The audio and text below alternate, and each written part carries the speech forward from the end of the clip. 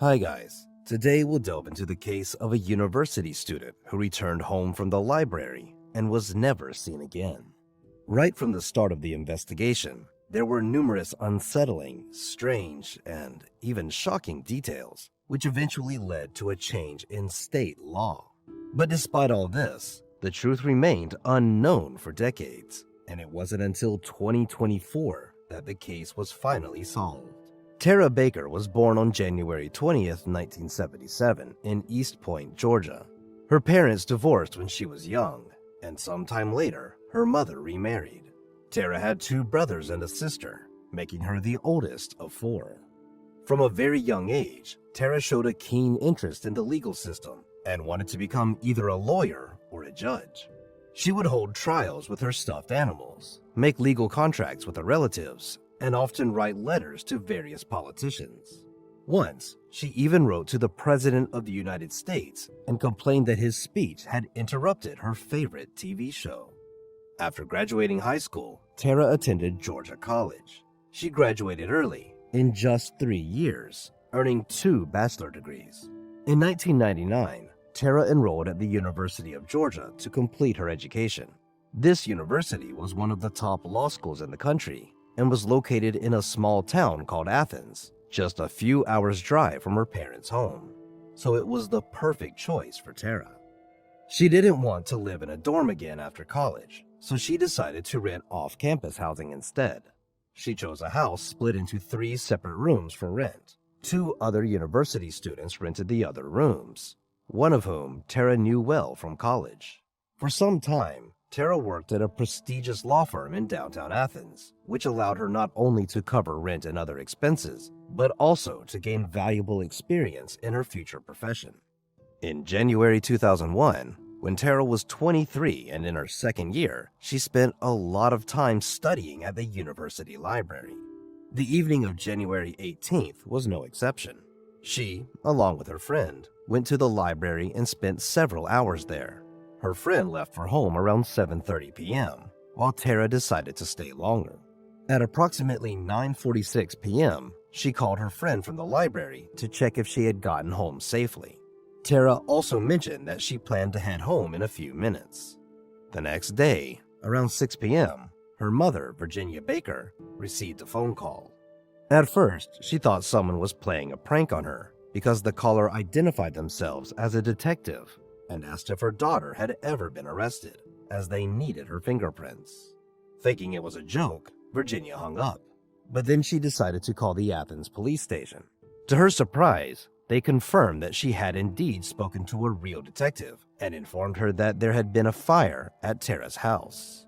Still not fully understanding what was going on, Virginia asked to speak to her daughter. The detective replied that they couldn't find her and that an unidentified body had been found in the house, which was why they needed Tara's fingerprints. The detective further explained that they had only been able to locate one of Tara's roommates, who was not home at the time of the fire. The whereabouts of the other roommate and Tara were still unknown, and investigators believed that the body might belong to one of them. Virginia then asked to describe the room where the body was found. The detective's response left her speechless. They said that the room was filled with antique stuff, and Tara had been collecting such items for years. Tara's family immediately drove to Athens, hoping it was all just a misunderstanding and that Tara was okay. When they arrived at the police station, they were kept waiting for a long time without any information. Several hours later, a detective finally informed them that the body found in the house belonged to Tara and that she had been murdered, not killed in the fire. The detective then said he was too tired to answer their questions. Before leaving, he added that Tara had left them a gift. Under her nails, experts had found fragments of the perpetrator's skin, which might help identify him. Tara's relatives, shocked by the news of her murder, were left in confusion and despair. Despite their pleas for more information, the police did not provide any further details. The family desperately tried to get some answers, but detectives continued to refuse to share any information with them. Since then, the local police department has never contacted the family, and Tara's relatives had to beg for any information by calling and visiting the station over and over again. They eventually managed to piece together some of what had happened. Around 11 a.m. on January 19th, firefighters were called to Tara's address. After extinguishing the fire, they found a body inside, later identified as Tara Baker. Medical experts concluded that Tara had been murdered. Her body showed signs of strangulation and stab wounds, and she had likely been assaulted. The fire had started after her death, leading investigators to believe that the perpetrator set it to destroy evidence. However, Tara's parents were never able to get the police to show them the medical examiner's report or provide detailed information about the murder. Tara's family also learned that many pieces of evidence might have been destroyed by the firefighters, which is not uncommon in such cases. Their primary goal was to extinguish the blaze and potentially rescue any survivors, and they couldn't have known that there was a murder victim inside. The family also discovered that the investigators likely didn't secure the house after finding the body, allowing anyone to approach or even enter the crime scene. As Tara's relatives gathered these pieces of information, they not only encountered the police's reluctance to keep them informed about the investigation, but also faced constant rudeness and unprofessionalism. At one point, they even started recording their conversations with the police and filed complaints against the local investigators. But this led nowhere. They eventually decided to conduct their own investigation and reached out to a well-known criminologist who agreed to help them. However, the local police department agreed to show him the case materials only on the condition that he would not share any information or findings with anyone outside the investigation, including Tara's relatives. The family hadn't been able to obtain Tara's death certificate for 10 years. It was only after writing to the state governor that they finally received the document. But even then, the detailed cause of death was not listed. It simply stated multiple injuries. Despite all this, the police did continue their investigation, although there were many questionable moments in their actions, which we'll discuss a bit later. When firefighters extinguished the blaze and discovered Tara's body, they called the police. Realizing it was a murder, investigators searched for evidence at the crime scene, but the room was severely damaged by fire and water. As the family later found out, some surviving items were never examined for fingerprints. The police were able to determine that Tara's laptop was missing from her room. Considering it was 2001, the laptop was quite a bulky piece of tech, yet no other valuable items were taken. This raised doubts about the robbery gone wrong motive. There were no signs of forced entry, leading investigators to believe that Tara might have known her killer and let them in voluntarily. Although the fire and firefighting efforts had damaged the crime scene so much that it was difficult to be certain. Both of Tara's roommates were out of town that evening, so she was home alone. Establishing the time of death was challenging, so medical experts estimated a time frame from 10 p.m., when Tara left the library, to 11 a.m., when neighbors called the fire department. The crime likely occurred closer to the morning hours, since the fire didn't need much time to spread. The police also found witnesses who saw a middle-aged white man running down the street that morning. He was only wearing a t-shirt and jeans, which was odd given the fact it was winter. They soon found out about a phone call to Tara's university a few days before the murder. The university had a number for requesting student information, like phone numbers, which was used by students themselves or faculty. A man, sounding heavily intoxicated, called and asked for Tara Baker's phone number. He only managed to write it correctly on the 8th attempt. While this was highly suspicious, the man's identity was never determined. At the time of her murder, Tara had a boyfriend who became a person of interest from the very beginning. He provided an alibi that was confirmed, yet the police were reluctant to remove him from their list of suspects. Even after verifying his alibi, they treated him with suspicion, calling him and his parents in the middle of the night and demanding that he come to the station in another city to provide additional biological samples, answer questions, or undergo a polygraph test. It's worth mentioning that it was Tara's boyfriend who had to identify her. He lived in another city and came to Athens immediately upon hearing about the fire. Although Tara's parents were already in town, the police asked the boyfriend to identify her. They brought him directly to the house, but he wasn't allowed inside. Instead, a police officer went in, took a photograph of the body, and showed it to him on the camera screen. Shocked, He said he couldn't be sure if it was Tara. He then mentioned that he had given her earrings, and if he saw them, he could be certain. The officer went back inside, removed the earrings from the body, and showed them to him.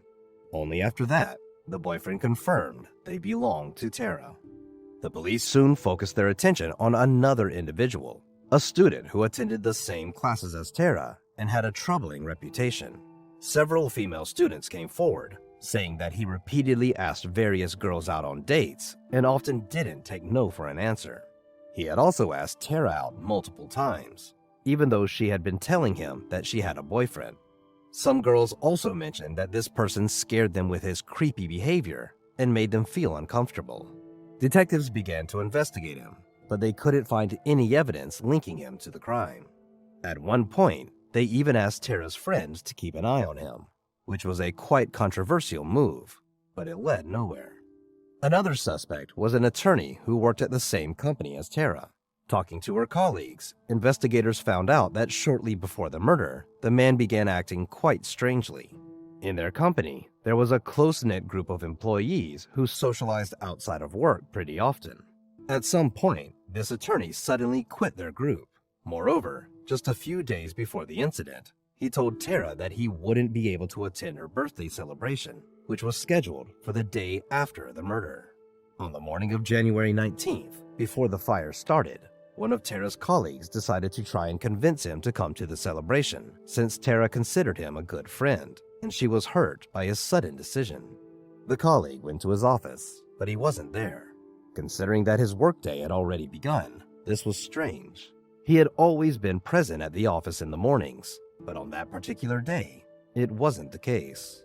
The colleague also checked his work schedule, thinking he might have meetings, but it was empty. He didn't show up that day. But the next day, he went to another colleague's house and behaved quite strangely. Many people who knew him suspected that he regularly used illicit substances, which could have explained his behavior. But there was more. The colleague noticed several fresh scratches on his neck. As we remember, skin particles from the perpetrator were found under Tara's nails, which meant that she had probably scratched her attacker. The attorney claimed he was scratched by a cat and denied any involvement in Tara's murder. However, when asked who he thought committed the crime, he acted quite oddly. He started shouting that it was her father, but provided no explanation to support this claim. Another weird thing was that the attorney suddenly resigned just a few months after the murder and left the state. It's unknown whether the police compared his DNA with the samples found under the victim's nails. Moreover, for all these years, there has been no information about whether these samples were even examined. Like with all other parts of the investigation, detectives didn't share any information, not even with Tara's relatives. The police later found out that the attorney was secretly dating two female colleagues from the company, despite being married. This could have explained his strange behavior and absence from work without apparent reasons. Both of these women also claimed they were sure he was using illegal substances. The police weren't able to find any evidence linking him to the murder, and eventually, they stopped considering him a suspect. Detectives also looked into the employees of the maintenance company associated with the house where Tara rented a room. They had spare keys, which could have explained the absence of signs of forced entry, but they couldn't find any leads there either. Since then, there had been no significant progress in the case. The police continued to search for new suspects and witnesses while keeping most details of the investigation in secret, insisting that releasing such information could harm their efforts. Over time, they received several more potential leads. One witness reported seeing an African-American man outside Tara's house a few hours before the fire. Another mentioned seeing blood on a university classmate's notebook shortly after the murder. Police investigated both leads, but they didn't lead anywhere. Tara's parents raised $27,000 and offered it as a reward for any information that could help solve the case. Over the years, almost all detectives working on the case changed. The new team continued their efforts to crack the case, but there were no new breakthroughs. The main issue was the lack of evidence, as the fire and the firefighters' actions destroyed almost everything inside Tara's room that could have been of interest to the investigation. In 2020, 19 years after Tara's murder, a podcast emerged, shedding light on her case. Alongside Tara's family and other people involved in the case, this podcast gathered all available information about the crime, sparking a new wave of interest. The police department also took notice of the podcast, leading to increased communication between the new detectives and Tara's family. Thanks to that, the police began working on the case more thoroughly, but there was still no progress. The podcast episodes dedicated to Tara aired for 2 years, significantly impacting the fate of the case. It became one of the reasons why Georgia's government came up with a bill aimed at reducing the number of unsolved cases in state. This bill was named after Tara and another young woman from Georgia whose murder remained unsolved. 18-year-old Rhonda Coleman was found dead in 1990, and her killer has not been found to this day. Even though Rhonda's murder was clearly unrelated to Tara's death, it was decided to name this initiative the Coleman-Baker Bill. In 2023, the bill unanimously passed, and the governor of Georgia came to Athens to sign it in the presence of the families of both victims. The law aimed to establish an unsolved cases unit within the Georgia Bureau of Investigation. It also empowered the family of the victims to request the police to review unsolved cases, re-examine evidence, and take other steps to solve them. As soon as the law was signed in 2023, such a unit was established, specifically focusing on Tara's murder. Detectives reviewed all available information and began examining the few pieces of evidence, utilizing modern DNA analysis tools. This went on for several months, until May 13, 2024, when the police called a press conference. After 23 years since the murder, they announced that the perpetrator had finally been arrested. The culprit turned out to be a 48-year-old man named Edric Faust. During the conference, investigators didn't disclose how exactly they identified the suspect, only mentioning that modern DNA analysis tools and other biological evidence played a crucial role. They refrained from revealing all details to avoid compromising the ongoing legal proceedings, and only at trial would they disclose what evidence they have against Faust. In Faust's arrest documents, among other charges, he was accused of assaulting the victim, so his biological material could have matched the DNA sample from Tara's body. As we also recall, traces of the assailant's skin were found under the victim's nails, and it's possible that modern tools allowed experts to extract the killer's DNA from it. As for Faust, he likely should have been in the FBI database for a long time due to his extensive criminal record, including numerous arrests for various offenses. At the time of Tara's murder, he was 25 and living in the same city. However, police stated they couldn't find any evidence indicating the suspect knew the victim, suggesting Faust might have broken into her home or convinced her to let him in under some pretext. Detectives also revealed that Faust had never been a suspect in the case and only came under their radar a few days before his arrest, thanks to innovative DNA analysis methods. At the moment, Faust remains in jail awaiting trial, and only during the process will we learn what evidence the police were able to find against him. Apparently, detectives did obtain indisputable DNA evidence, as Faust was denied bail. They have no doubt that Faust is responsible for Tara's murder, so her case is officially closed.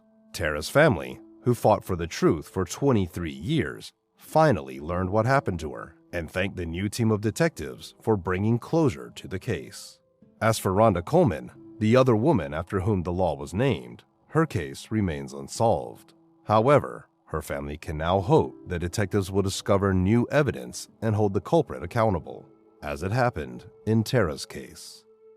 Share your thoughts on this story in the comments section, and don't forget to press the like button if you enjoyed my video. Thank you for watching.